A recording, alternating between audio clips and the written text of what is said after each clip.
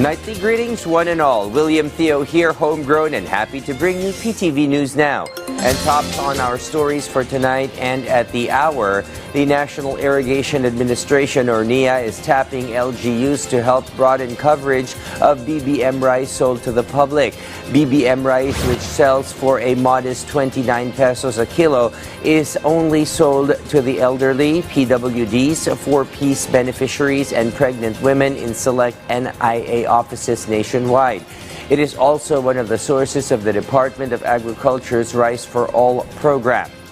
But because of its growing popularity and even greater demand, NIA Administrator Eduardo Guillen is calling on LGU units and their leaders to lend a hand in selling the BBM rice to their constituents. Since the NIA is not into rice production and distribution, it does not have the manpower to grow and sell rice on a mass and broader level.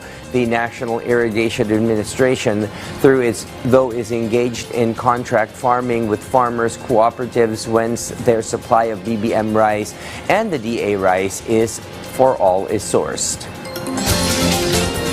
And after his swearing in and the perfunctory escort of his departing predecessor and former First Lady abroad, Marine One, President Donald Trump immediately went to work signing a number of his touted executive orders in front of a cheering crowd of supporters inside the Capital One Arena in Washington, D.C. Among them, immigration reform, energy exploration and development, and territorial expansion, as we hear more from VOA's Anita Powell.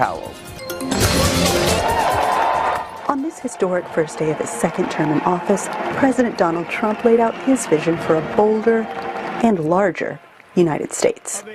The United States will once again consider itself a growing nation, one that increases our wealth, expands our territory, builds our cities, raises our expectations, and carries our flag into new and beautiful horizons. And we will pursue our manifest destiny into the stars, launching American astronauts to plant the stars and stripes on the planet Mars.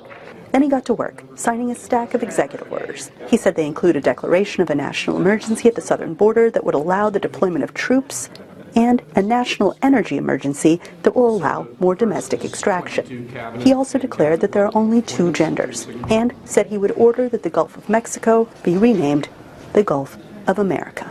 Historians say that Trump made history by using what is historically a unifying speech to portray a future that many Americans may disagree with. It was less an inaugural speech and more a State of the Union. He just listed a series of bullet points of projects he wanted to undertake, from deporting immigrants to seizing back the Panama Canal. Thousands of Trump supporters came to Washington from across the country because they say his policies speak to them. Common sense. The bringing back of common sense out loud.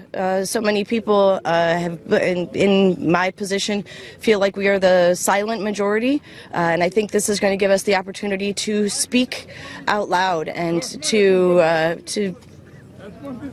be, and unafraid to speak the truth and to speak common sense. Shortly after his inaugural, Trump spoke to a smaller group of supporters in the Capitol and reiterated claims that the 2020 election was totally rigged, a claim without proof. He also alluded to his plans to pardon some of those convicted over the violent events of January 6, 2021, when a mob of Trump supporters attempted to disrupt the certification of the election won by Joe Biden. And I think this was a better speech than the one I made upstairs, okay? I think this was better, JD. I think this was much better. Some of Trump's powerful supporters expressed their joy. This is what victory feels like. Yeah! CEO Elon Musk was among the billionaires in the Capitol Rotunda for the ceremony. Consumer advocacy groups are sounding alarms about some of the new president's quieter moves that seek to loosen regulations and, they say, benefit these elite few. When we think about why the incoming Trump administration wants to freeze regulations and halt public protections wholesale, it is at the behest of the wealthiest among us, corporate special interests. They are who benefits when we don't have guardrails on the books. Historians and analysts say it's not clear how many of Trump's day one actions, which his officials say number more than 100, will fly when challenged legally. For that answer, they say, look to tomorrow. Anita Powell, VOA News, the White House. At this moment, let's shift attention to my colleague in PTV studios in the summer capital for what's brewing of late in the Cordilleras. Audrey? Naimbag Arabi, Pilipinas. Iti makalaw sa kampanya ti pulisya na surok 16.8 million pesos agatad ti illegal a droga ti nakumpiskarkan 20 kat may sa drug personalities ti nakamag iti Cordillera.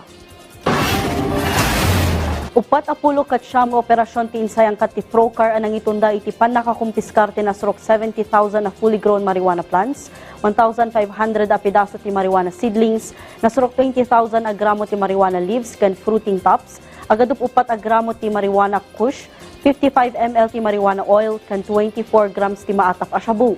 Kabayatan na nang itundamat lang ti operasyon iti panakatiliw ti 20 kat may sa drug personalities, 8 ditoy kat may bilbilang kas high value individuals, bayat asa nga 10 kat 3 ti may bilbilang kas street level individuals.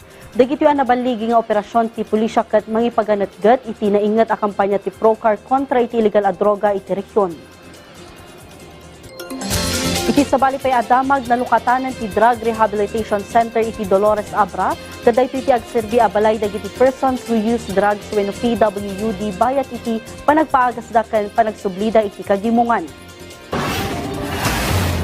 Napunduan da iti baban iti Seal of Good Local Governance Incentive Fund ti Dolores agraman ti counterparty LGU.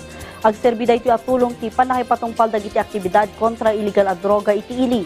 Madama pa yan ti panagdalad ti Rehabilitation Center iti compliance check, kang runaan dagiti pasilidad tapno maisaad ko ti balay silangan amang palawat ti serbisyo iti drug rehabilitation and recovery iti ili ti Dolores. Impeteng ti Philippine Drug Enforcement Agency ti kinapatag ti Rehabilitation Center iti panaka-implementar ti Barangay Drug Clearing Program.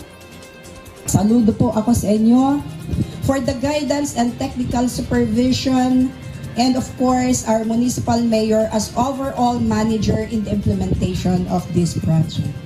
Ang Barangay Drug Clearing Program, it is not only intended to clear the drug addicts or to clear the drug problem in our community. It is also a means that will curb the criminality. Dagita dagiti damdamag manikod iti PTV Cordillera, siya ni Audrey Villena, Naimbag Arabi.